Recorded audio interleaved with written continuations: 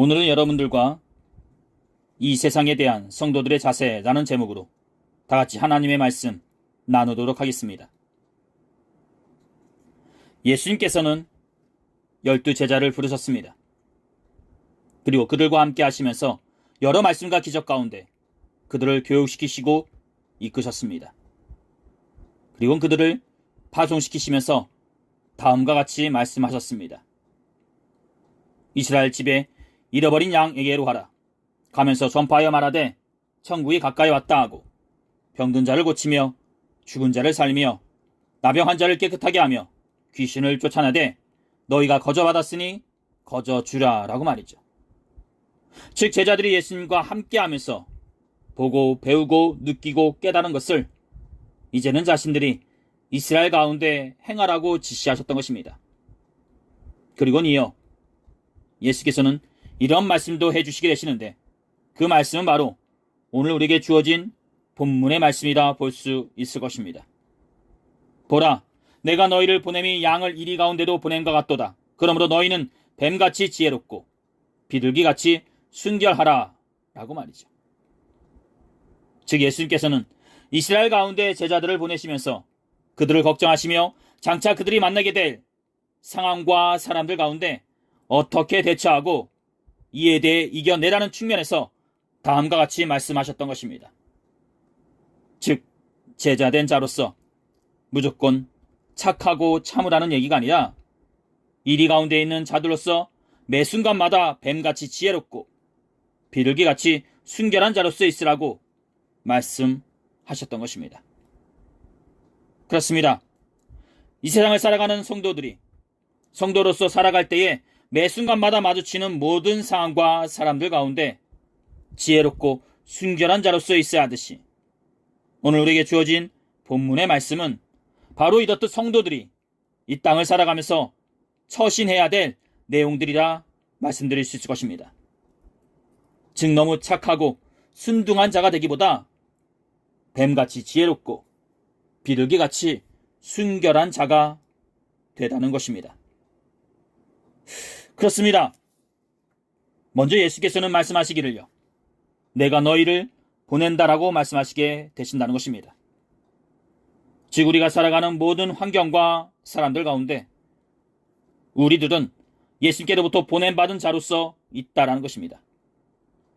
우리의 가정에, 우리의 직장에, 우리가 마주치는 모든 사람들과 그 상황들 가운데 우리들은 예수 그리스도를 믿는 순간부터 보냄받은 자로서 있게 된다는 것입니다.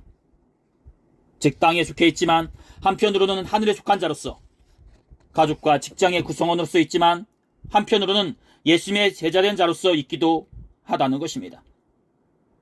그러기에 예수님의 제자된 자로서 우리의 가정에, 우리의 직장에, 우리가 마주치는 모든 사람들과 상황들 가운데 있어야 하는 것이요.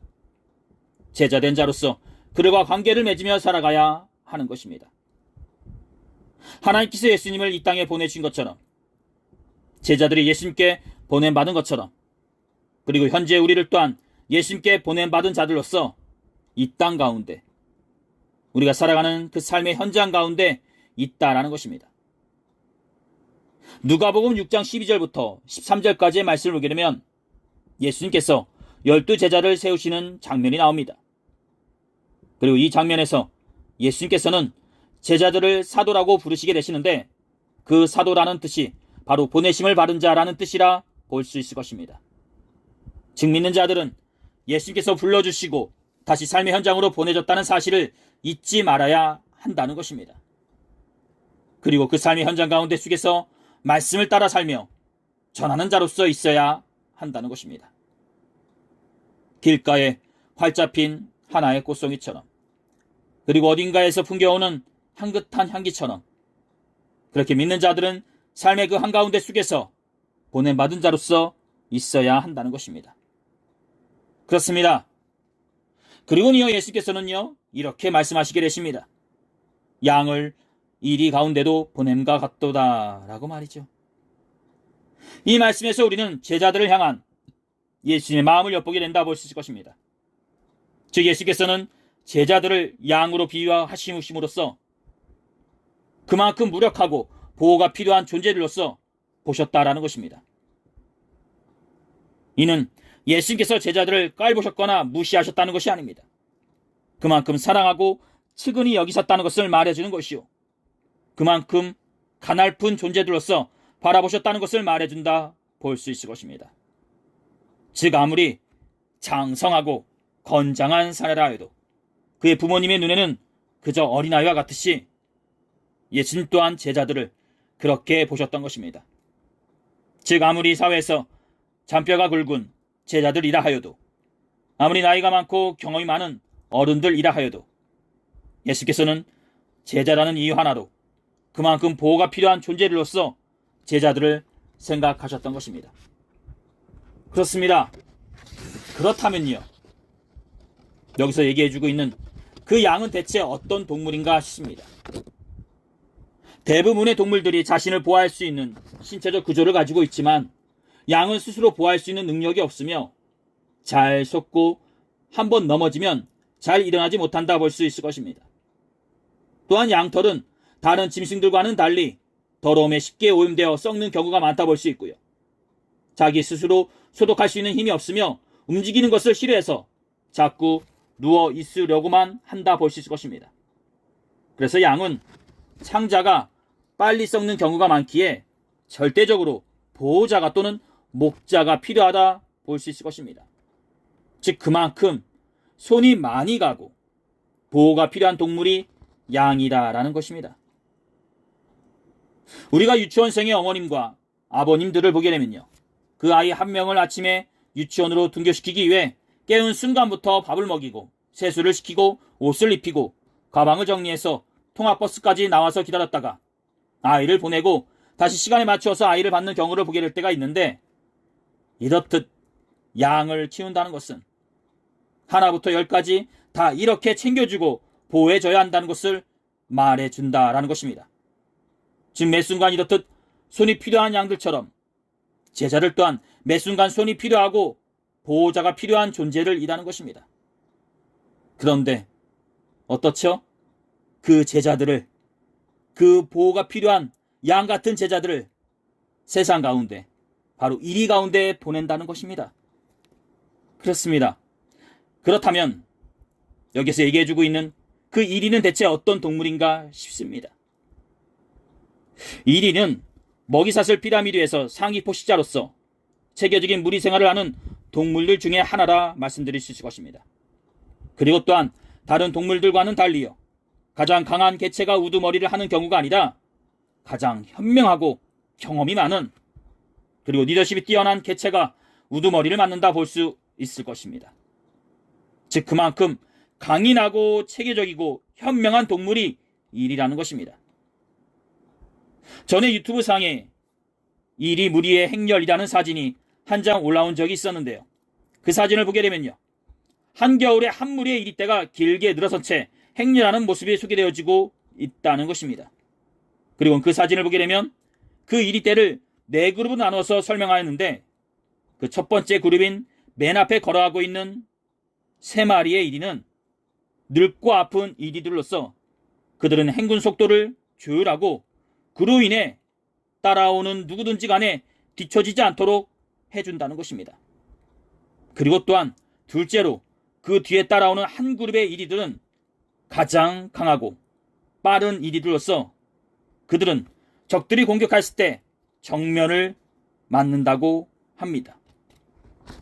그리고 또한 중간에 있는 이리들은요, 외부의 공격으로부터 보호를 받는 이리들로서 무리들 중에 보호가 필요한 새끼들이라 볼 수 있고요, 그 뒤에 따라오는 5마리의 이리들은 가장 강하고 뛰어난 이리들로서 후방으로부터 공격이 있을 경우 이를 막아주는 이리들이라 볼 수 있을 것입니다. 그리고 마지막으로 맨 뒤에 홀로 따라오는 이리가 있는데, 이 이리가 우두머리라 볼 수 있을 것입니다. 그리고 이 우두머리 이리는 어느 누구도 뒤처지지 않도록 해준다는 것입니다. 그 우두머리 이리는 맨 뒤에 따라오면서 이리떼들을 통합하고 동일한 방향으로 가게 만든다는 것입니다. 그리고 또한 언제든지 어느 방향이든지 뛰어가서 희생할 수 있도록 맨 뒤에서 따라온다는 것입니다. 그렇습니다. 이렇듯 이리는 그 어느 동물들보다 현명하고 체계적으로 움직이는 동물이라는 것입니다. 그런데 그렇게 현명하고 체계적인 이리 앞에, 때로는 무서울 정도로 지혜로운 그 이리 앞에 양 같은 제자들이 나아간다는 것입니다. 이 어찌 두 동물을 비교할 수 있으며 대등하다 말할 수 있을까 싶습니다. 전혀 말이 안 되는 것이요, 양의 입장에서는 어느 순간 잡아 먹히는 것이 당연한 모습이라 말씀드릴 수 있을 것입니다. 그런데 세상 가운데 나아가는 제자들의 모습이 이와 같다라는 것입니다. 즉 이리 앞에 양의 모습이 무참히 잡아먹히는 모습이듯이 예수님께 보냄받아 세상으로 나아가는 제자들의 모습이 이와 같다라는 것입니다. 그런데 어떻죠? 이런 이리와 같은 세상 가운데 나아가는 제자들에게 예수께서는요, 이렇게 말씀해 주신다는 것입니다. 너희는 뱀같이 지혜롭고 비둘기같이 순결하라 라고 말이죠. 본문에서의 뱀은 헬라어로 오페스라는 단어로서 이 단어의 원형인 오피스는 창세기 3장 1절에서의 뱀과 동일한 단어라 볼 수 있을 것입니다. 즉 창세기 3장 1절에서 뱀에 대해서 얘기하기를 뱀은 여호와 하나님이 지으신 들 짐승 중에 가장 간교하니라 라고 말씀하셨던 것처럼 뱀은 간사하면서도 교활한 것을 말해준다는 것입니다. 말이 그렇듯이 창세기에서 소개되어지는 하와가 선악과를 탐하고 아담에게 권하여 하나님에게 심판을 받아 에덴 동산에서 쫓겨나게 한 것이 누구 때문입니까? 바로 교활한 뱀 때문이 아닌가 싶습니다. 그런데 그 뱀의 교활함을 본문에서는 지혜로서 이야기한다는 것입니다. 그리고 그 지혜로움을 가지고 이리 가운데 있으라고 말해준다는 것입니다. 그렇습니다. 그런데 여기에서 중요한 것은요, 그 뱀 같은 지혜로움을 성도들은 어떻게 얻을 수 있겠냐라는 것입니다. 즉 이리와 같은 세상 가운데 성도된 자로서 뱀같이 지혜롭고 대처하기 위해서는 어떻게 해야 하냐는 것입니다. 이 말은 남들보다 열심히 공부해서 인류 대학을 가라는 얘기도 아니요, 수시로 책을 읽음으로써 일반적인 상식이 웬만한 사람들보다 뛰어나라는 그런 얘기도 아닙니다. 바로 성령님의 도움을 받아 뱀같은 지혜로움을 얻으라는 것을 말해준다 볼 수 있을 것입니다. 즉 사도행전 4장에서 공의 앞에서 성령님의 도우심을 받아 담대하게 복음을 전하였던 베드로처럼 말이죠. 다음은 사도행전 4장 8절에 기록된 성령님의 도우심으로 얘기를 하는 베드로의 모습이라 말씀드릴 수 있을 것입니다. 특별히 이해를 돕기 위해 쉬운 성경의 말씀으로 전해드리도록 하겠습니다. 그때 베드로가 성령으로 충만하여 그들을 향해 다음과 같이 대답했습니다. 백성의 통치자와 장로님들, 여러분이 묻고자 하는 것이 오늘 우리가 태어날 때부터 걷지 못하는 사람에게 행한 선한 일에 관한 것입니까? 그 사람이 어떻게 해서 낫게 되었는지를 묻는 것입니까? 그렇다면 여러분들과 모든 이스라엘 백성은 이것을 아셔야 합니다. 이 사람이 나은 것은 나사렛 예수 그리스도의 능력으로 말미암은 것이라는 사실입니다. 여러분들은 십자가에 못 박았지만 하나님께서 다시 살리신 나사렛 예수 그리스도의 이름으로 이 사람이 완전히 나음을 얻어 여러분 앞에 서 있습니다. 이 예수님은 건축자들이 버린 돌이지만 집 모퉁이의 머릿돌이 되셨습니다. 예수님 외에는 다른 어떤 이에게서도 구원을 받을 수 없습니다. 하나님께서는 온 세상에 우리가 구원받을 만한 다른 이름을 주신 적이 없습니다. 공의의 위원들은 베드로와 요한이 교육을 받지 못한 평범한 사람인 줄 알고 있었는데 이렇게 담대하게 말하는 것을 보고 놀랐습니다. 그렇습니다. 그리고 또한 한 가지를 더 말씀해 드린다면요, 몽골에서 선교사로서 사역하시는 이용규 선교사님의 이야기를 말씀드릴 수 있을 것입니다. 한 집사님이 나를 찾아왔다. 그는 교회 리더였는데 병원에 갈 일이 있거나 급한 가정사가 생기면 내가 개인적으로 돕곤 했다. 그의 동생이 깡패들에게 한쪽 눈을 잃었는데 인도에 가서 수술을 마쳤다고 했다. 그 수술비에 보태기 위해 남편의 영업용 자가용을 저당 잡혔는데 이틀 뒤까지 갚지 못하면 차가 넘어간다며 돈을 빌려달라고 했다. 나는 돈을 빌려주면 사람을 잃을 수 있다는 사실을 잘 알기에 함께 기도하면서 하나님의 도우심을 구하자고 말하고 돌려보냈다. 이틀 동안 기도하며 하나님께 여쭈었으나 응답이 없었다. 하나님께 내 통장의 돈은 모두 하나님의 것이니 쓰려고 하시는 곳에 사용하겠다고 말씀드렸다. 마지막 날은 애가 탔다. 응답하지 않으시면 자위로 필요한 돈의 일부를 주겠다고도 했다. 그런데 그 과정 가운데 내게 돈을 주어 책임을 면하고 양심의 가책에서 벗어나고픈 마음이 있음을 알았다. 솔직히 그냥 주는 게 마음이 편할 것 같았다. 돈을 안 주는 게 더 어렵게 느껴졌다. 그래서 나는 베풀고자 하는 마음까지도 하나님 앞에 내려놓습니다라고 기도했다. 결국 응답이 없어 그 집사님에게 솔직히 말했다. 하나님께 기도했지만 응답이 없습니다. 저는 들고 싶은 마음이 크지만 응답 없이는 돈을 주거나 빌려줄 수 없습니다. 이틀 뒤 지방에 왔다가 그의 소식을 간접적으로 들었다. 그가 차를 저당 잡히지 않았다는 것과 돈이 필요해서 내게 거짓말을 했다는 사실이 밝혀졌다. 바로 이용규 선교사님의 내려놓음이라는 책에 기록된 한 내용이라 말씀드릴 수 있을 것입니다. 그렇습니다. 베드로가 성령님의 도우심으로 공의 앞에서 담대하게 말씀을 전했던 것처럼 이용규 선교사님 또한 성령님과 함께하는 가운데 숙의 기도를 통해 몽골에서 사역하는 가운데 속임을 당하지 않을 수 있었던 것입니다. 즉, 이는 머리가 좋거나 남들보다 지혜가 뛰어나서 뱀 같은 지혜로움을 갖게 된 것이 아니라 오로지 성령님의 인도하심 안에서만 이루어졌던 내용이었던 것입니다. 베드로나 그리고 이용규 선교사님이나 둘 다 말이죠. 그렇습니다. 이렇듯 우리를 또한 이런 뱀 같은 지혜로움으로 있어야 하는 것이요. 이 지혜로움은 하나님의 끈끈한 교제 가운데 속에 이루어진다는 것을 우리는 알아야 한다는 것입니다. 즉 세상의 지식과 유행을 따라가라는 것이 아니라 성령님과의 교제 가운데 속에 그분께 묻는 자로서 있어야 한다는 것입니다.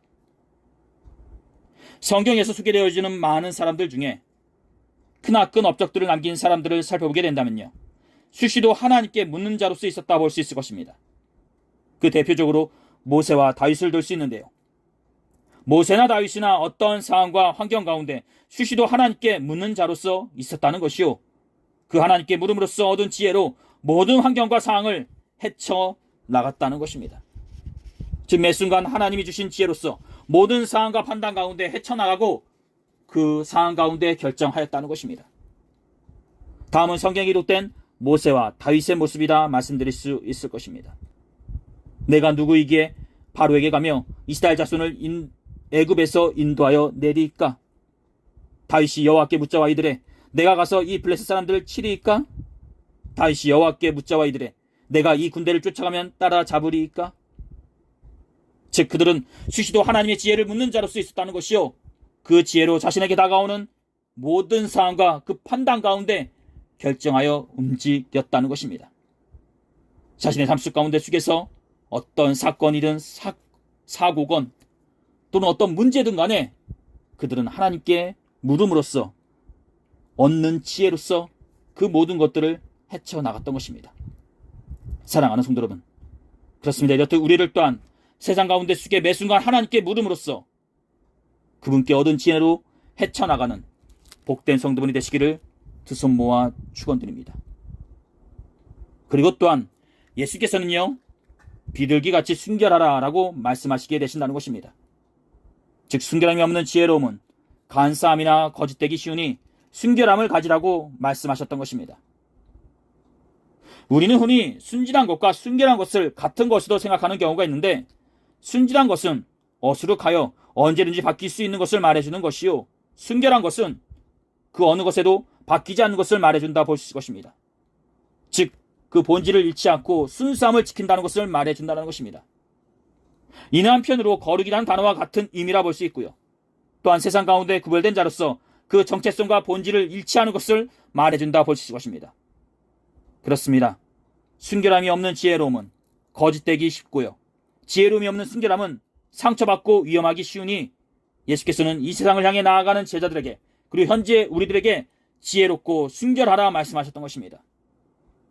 그리고 이 지혜로움과 순결함은 전적으로 성령님과 함께하는 가운데 속에서만 얻을 수 있는 것이요, 제자된 자로서 그리고 성도된 자로서 오로지 성령님과 함께할 때에 취할 수 있는 모습이라 말씀드릴 수 있는 것입니다. 그렇습니다. 사랑하는 성도 여러분, 성도된 자로서 교회 밖을 벗어난 순간부터 우리는 이리와 같은 세상과 마주하게 됩니다. 그 앞에서 우리가 이겨내고 버텨낼 수 있는 것은요, 이렇듯 우리가 뱀같이 지혜롭고 비둘기같이 순결할 때 이겨낼 수 있고 버텨낼 수 있는 것입니다. 그 사실을 잊지 마시고요, 항상 성령님과 함께하는 가운데 이 모든 것들을 소유한 복된 성도분들이 되시기를 두 손 모아 축원드립니다. 이제 예배를 마치고 각자의 삶 속으로 보냄받은 분들로서 들어가게 될 것입니다. 그 삶 속에서 성령님께 매 순간 묻는 분들로서 계시기를 바랍니다. 그리고 그 묻고 얻은 지혜로서 모든 상황과 판단을 헤쳐나가시는 지혜로운 분들로서 계시기를 소원합니다. 그리고 또한 그 가운데 성도로서의 정체성을 잃지 않은 분들로서 순결하시기를 두 손 모아 축원드립니다. 매 순간 뱀같이 지혜롭고 비둘기같이 순결하시기를 소원합니다. 오늘 하나님께서 우리들에게 주신 말씀은 여기까지입니다. 기도하시겠습니다. 귀하시고 복되신 우리 주 하나님 아버지, 오늘 우리는 복음을 전하러 떠나는 제자들에게 예수님께서 뱀같이 지혜롭고 비둘기같이 순결하라 라고 하신 말씀을 나눠보았습니다. 이렇듯 우리를 또한 제자된 자로서, 성도된 자로서 이리와 같은 세상 가운데 살아갈 때에 지혜와 순결함을 가진 자로서 있게 하시고, 그 지혜와 순결함으로 모든 것을 헤쳐나가고 이겨나가는 복된 성도들이 되게 하여 주시옵소서. 항상 성령님의 함께 하심을 잊지 않는 성도들이 되게 하여 주시옵소서. 감사드리며 이 모든 기도를 우리 주 예수 그리스도의 이름으로 간절히 기도 드렸사옵나이다. 아멘.